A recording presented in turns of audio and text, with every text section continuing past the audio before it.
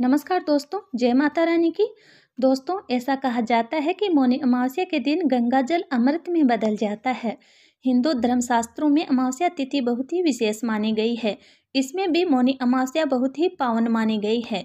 मौनी अमावस्या पर स्नान दान किया जाता है। मौनी अमावस्या पर मौन व्रत भी रखा जाता है। इस दिन साधु संत और अन्य लोग मौन व्रत भी रखते हैं। मौनी अमावस्या पर पितरों के लिए अनुष्ठान किया जाता है। जिन लोगों को अपने पितरों की मृत्यु की तिथि की जानकारी नहीं है, वो इस दिन अपने पितरों का पिंडदान कर सकते हैं। मौनी अमावस्या पर पितरों के पिंडदान और तर्पण से उन्हें मुक्ति मिल जाती है। साथ ही पितर वैकुंठ धाम चले जाते हैं। इस साल मौनी अमावस्या 29 जनवरी को है। हालांकि हिंदू पंचांग के अनुसार इस साल मौनी अमावस्या की तिथि की शुरुआत 28 जनवरी की शाम 7:37 पर हो जाएगी। मौनी अमावस्या की ये तिथि अगले दिन 29 जनवरी को शाम 6:05 तक रहेगी। इसलिए मौनी अमावस्या 29 जनवरी को मनाई जाएगी। मौनी अमावस्या का महत्व है। मौनी अमावस्या पर पितरों के पिंडदान और तर्पण के साथ साथ दान भी किया जाता है। हिंदू धर्मशास्त्रों में मौनी अमावस्या पर दान करने का भी बहुत महत्व बताया गया है। मौनी अमावस्या के अनुसार मौनी अमावस्या पर स्नान के साथ दान करने से पुण्य फलों की प्राप्ति होती है। मौनी अमावस्या पर दान के लिए सबसे अच्छा समय ब्रह्म मुहूर्त का माना जाता है। मौनी अमावस्या पर ब्रह्म मुहूर्त सुबह 5:25 पर शुरू होगी। यह मुहूर्त सुबह 6:18 तक रहेगा। मौनी अमावस्या पर व्रत भी किया जाता है।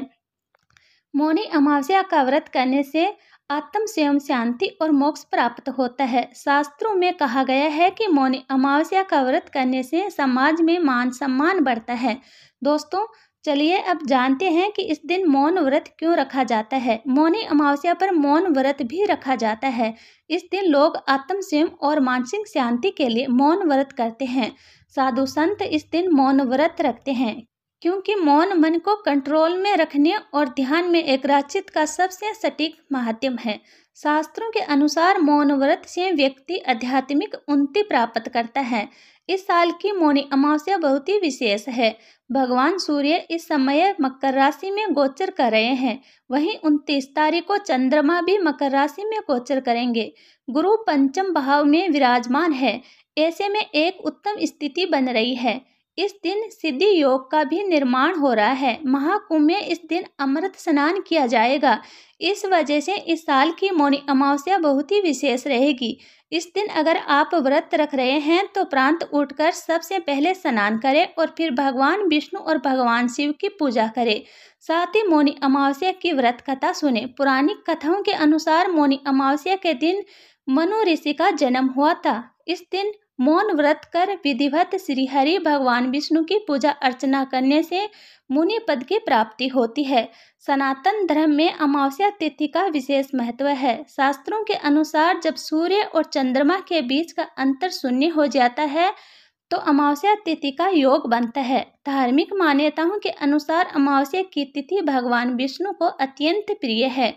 मौनी अमावस्या पर मौन धारण कर स्नान करने का विधान है। इस दिन पीपल के पेड़ व भगवान विष्णु की विधिवत पूजन भी काफी महत्वपूर्ण माना जाता है। स्कंद पुराण में वर्णित एक कथा के अनुसार बिना व्रत कथा पाठ किए किसी भी व्रत को पूर्ण नहीं माना जाता। अगर आप मौनी अमावस्या के दिन व्रत रख रहे हैं तो इस व्रत कथा को जरूर सुने। मौनी अमावस्या की व्रत कथा आइए जानते हैं। असंभव को भी संभव करने वाली मौनी अमावस्या व्रत की चमत्कारी कथा। इस मंगलकारी अद्भुत कथा का आनंद उठाए और अंत तक हमारे साथ बने रहे। भक्तों, पुरानी कथाओं के अनुसार कांचीपुरी में एक ब्राह्मण अपनी पत्नी धनवती, 7 बेटों और बेटी गुणवती के साथ रहा करता था। उस ब्राह्मण का नाम देवस्वामी था। देवस्वामी के 7 बेटों का विवाह हो गया, लेकिन बेटी गुणवती अभी तक कुंवारी थी। इसलिए देवस्वामी ने अपने बड़े बेटे को गुणवती के लिए सुयोग वर ढूंढने का कार्य सौंपा। इसी बीच एक दिन एक पंडित ने गुणवती की कुंडली देखी और बताया कि गुणवती के कुंडली में मौजूद दोष के कारण गुणवती विवाह के तुरंत बाद विधवा हो जाएगी। ऐसा सुनकर देवस्वामी के पैरों तले जमीन खिसक गई। घबराते हुए उसने पंडित जी से इस घोर संकट से बचने का उपाय पूछा। तब पंडित जी ने कहा कि सियन द्वीप में सोमा नाम की एक धोबिन रहती है। वह विष्णु जी की परम भक्त है, उसे यहाँ ले आओ। उसकी पूजा में इतनी शक्ति है कि वह गुणवती को विधवा होने से बचा सकती है।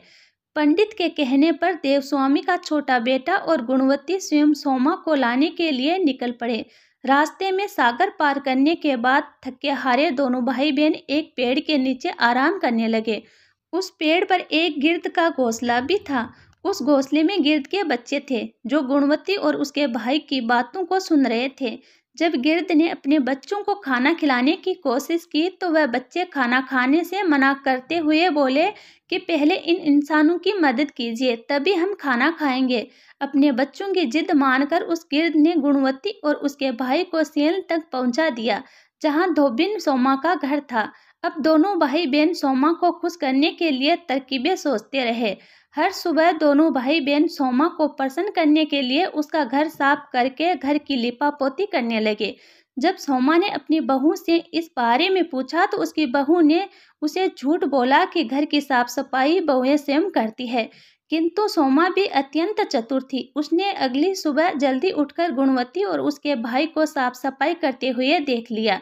वह दोनों के काम से बहुत ही खुश हुई और सारी बात जानकर दोनों के साथ उनके गांव चलने के लिए तैयार हो गई। चलते समय सोमा ने अपनी बहू से कहा कि मेरी अनुपस्थिति में यदि किसी का देहांत हो जाए तो उसका दाग संस्कार मत करना, बल्कि मेरे वापस आने की प्रतीक्षा करना। और फिर सोमा बहन भाई के साथ कांचीपुर पहुंच गई। दूसरे दिन गुणवती के विवाह का कार्यक्रम तय हो गया। कुंडली दोष के अनुसार सप्तपदी होते ही गुणवती के पति का देहांत हो गया। सोमा ने तुरंत अपने संचित पुण्य का फल गुणवती को प्रदान कर दिया, जिसके फलस्वरूप तुरंत ही उसका पति जीवित हो उठा। सोमा उन्हें आशीर्वाद देकर अपने घर चली आई। उधर गुणवती को पुण्य फल देने से सोमा के पुत्र जवाई तथा पति की मृत्यु हो गई। उस दिन मौनी अमावस्या का दिन था। सोमा ने पुनः पुण्य फल संचित करने के लिए अश्वत्थ अर्थात पीपल के वृक्ष की छाया में विष्णु जी का पूजन करके 108 परिक्रमाएं की। अतः उसके परिवार के मृतक जन जीवित हो उठे और इस प्रकार सोमा को उसकी निवर्षता भक्ति का महाफल प्राप्त हुआ। इस प्रकार मौनी अमावस्या के दिन किसी पवित्र नदी में स्नान कर विधिवत भगवान विष्णु की पूजा अर्चना करने, पीपल के पेड़ की परिक्रमा करने से मनोवांछित फल की प्राप्ति होती है तथा परिवार के सदस्यों पर भगवान का आशीर्वाद सदैव बना रहता है। निष्काम भाव एवं भक्ति से सेवा का फल मधुर होता है। इस व्रत का यही लक्ष्य है। हम प्रार्थना करते हैं कि श्री विष्णु जी ने जैसे गुणवती और सोमा का कल्याण किया, वैसे ही आप सभी का कल्याण हो। मौनी अमावस्या के दिन मौन व्रत रखकर मन, वाणी और कर्म से पवित्रता बनाए रखना शुभ माना जाता है। इस पौराणिक कथा के अनुसार मौन व्रत रखने से व्यक्ति अपने पापों से मुक्त होकर मोक्ष की ओर अग्रसर होता है। इस दिन गंगा स्नान और दान का विशेष महत्व है।